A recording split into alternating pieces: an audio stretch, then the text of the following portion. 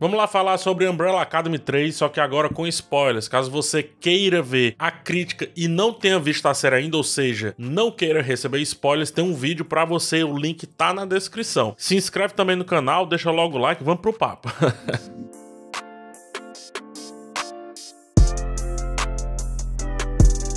Eu falei no vídeo sem spoilers sobre a ameaça da vez ser algo exageradamente inanimado, né? A série traz o assunto do paradoxo do avô e coloca que, também por conta disso, as coisas estão novamente se destruindo, o mundo está novamente acabando. O paradoxo do avô é muito simples de entender. Ele conta que se você voltar no tempo e matar o seu avô ainda novinho, antes de ter a sua mãe ou o seu pai, né? No caso, a filha do seu avô ou o filho do seu avô, não tem mais como você existir naquela realidade, mas como você não existe naquela realidade, como que você conseguiu voltar para matar o seu avô, né? Então fica nesse paradoxo. E esse paradoxo é usado para debater se a viagem no tempo é ou não determinista. Por exemplo, no De Volta para o Futuro, o McFly, né? O Marty McFly vai sumindo, quanto mais distante o seu pai vai ficando de conhecer e começar a namorar a sua mãe, né? Então ele vai sumindo daquela fotinha que ele carrega. A série cita o paradoxo do avô, no caso Umbrella, mas passa por cima de discuti-lo mesmo, sabe? Mostrá-lo além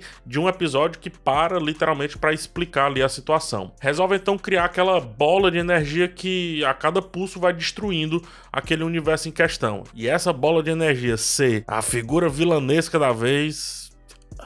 Maria do céu, que falta de criatividade, que preguiça! O vilão ser essa bola inanimada é muito pouco. Parece que de um lado tem um monte de gente humana de fato e do outro tem... nada.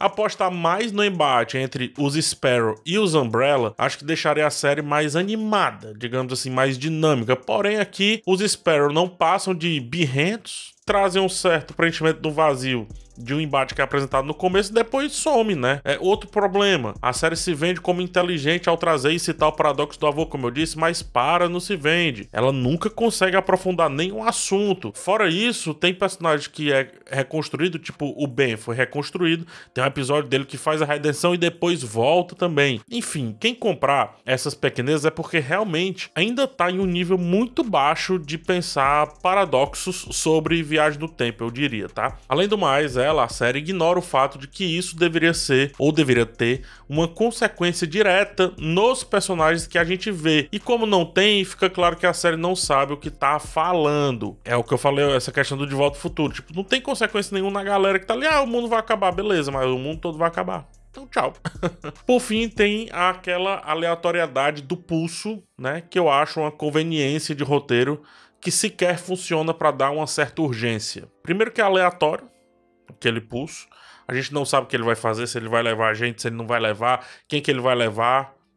Enfim, gerando mais uma vez o sentimento de falta de consequências. É tanto que ao final criam uma outra ameaça baseada agora no Hotel Obsidian. Hotel esse que poderia facilmente ser o centro antagônico dessa temporada, né? Umbrella, inclusive, já que quer ser essa série de conforto, que basta os personagens existirem, eu acho que já poderia se colocar como uma série antológica, como por exemplo é o American Horror Story. Então, a cada temporada, uma situação diferentezinha ali pros Umbrella resolver e vida que segue. Assim daria vida longa e ficaria nesse rame-rame, né? Nessa superficialidade que essa temporada ficou. Agora, um ponto alto dessa temporada foi trazer o Reginald do mundo dos Sparrow, né? O Reginald que criou os Sparrow, um pouco mais pra dentro da história. As interações dele com o Klaus são bem importantes para finalmente entendermos o pai também dos Umbrella, né? O Reginald dos Umbrella e também o Reginald dos Sparrow naquela realidade, para além da camada do pai ultra exigente que foi abordado nas temporadas passadas. Mostra inclusive como seria legal ver os Umbrella realmente treinados para uma boa finalidade, o que corrobora com esse lance de que a série já poderia ser antológica. Os Sparrow deram um pau lá no começo da temporada, né, lá no primeiro episódio, mostrando que o Reginald seria um personagem muito interessante se tivesse outros destinos, digamos assim. O problema aqui é que esse assunto precisa ser deslocado da narrativa para funcionar, assim como vários outros micro-assuntos acontecem, né? Como, por exemplo, a questão da identidade do Victor e também como as dores maternais da Allison e principalmente a paternidade forçada do Diego. 10 episódios, quando você vê essas soluções meio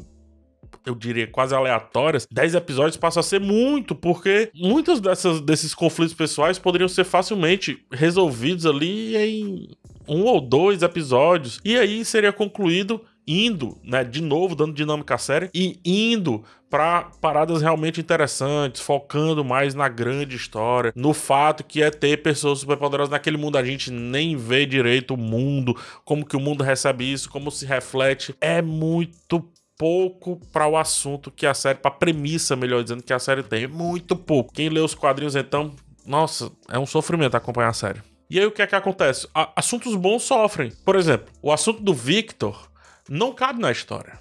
O assunto da Allison também não cabe na história. Diego e a sua paternidade funcionam apenas para gerar cenas engraçadinhas e um episódio completamente por acaso dele encontrando os Sparrow no supermercado, e isso tendo consequência quase nenhuma. Tudo é tão isolado, que a série olha e diz, não vou pegar isso pra mim não, deixa aí. O 5 continua praticamente do mesmo jeito, é o mesmo personagem, não muda, né? E ao final cria uma solução narrativa terrível baseada nele, que é a do esquecimento pós-bebida. Como pode um momento chave da temporada, ou seja, o acordo da Allison com o Reginald, ser cozinhado por um episódio inteiro a partir da desculpa de... Não lembro. Mas agora eu lembrei. Cara, que solução simples, boba, desinteressante. 10 episódios pra essa ser uma das soluções aí da parada. Tipo, eita, né? Eu falei na crítica que Umbrella Academy virou uma série de conforto, né? E muitas dessas séries de conforto não precisam muito focar em uma história. Elas simplesmente ficam ali existindo. A preguiça de Umbrella Academy 3 em criar um ambiente que vá além do... Vamos ficar com os personagens que já conhecemos é evidenciada pelo episódio do casamento do Luther com a Sloane. A ideia é boa, não é ruim. Quando fala, por exemplo, com a questão do fim do mundo, a questão da falta de tempo, né? E por isso tem que resolver as coisas ali. Mas, convenhamos, parar a história e entregar um episódio que só tem um acontecimento relevante para a história que estava sendo contada, afinal... Todos os acontecimentos naquela festa foram desfeitos, acredito que seja pedir demais pra quem tá assistindo pra realmente receber uma recompensa, sabe? Pelo tempo dedicado ali, para aquelas 10 horas dedicadas. É quando eu me pergunto assim, cara, são 10 horas dedicadas a algo aqui e a recompensa é esse casamento que no episódio seguinte tudo é desfeito. Eu me questiono se Umbrella Academy conseguiu realmente andar, conseguiu realmente avançar, conseguiu realmente evoluir. Acho que os fãs vão se sentir agradados, sim, com isso, com esses momentinhos, é legal comentar, mas é muito fugaz. Passa muito rápido, né? Umbrella saiu de uma série até inteligente lá na primeira temporada, que trabalhava muito bem os seus temas escolhidos, como, por exemplo, os efeitos do poder na sociedade, né? E passou a ser uma série que fala sobre poucos assuntos realmente legais. E sobre o que fala, ainda não sabe falar direito, como a questão que eu já falei do paradoxo do avô. O episódio que pra falar do casamento me parece... bastante aqueles episódios de um anime que fogem da história central e vão contar uma missão totalmente lateral que não vai ter peso algum no cenário central, no cenário geral da história. Essa temporada de Umbrella pareceu inteiramente um grande filler. E eu acho que essa é a melhor definição dessa temporada. De útil, eu diria muito pouco, mas eu vou exagerar e vou dizer nada. De útil, nada.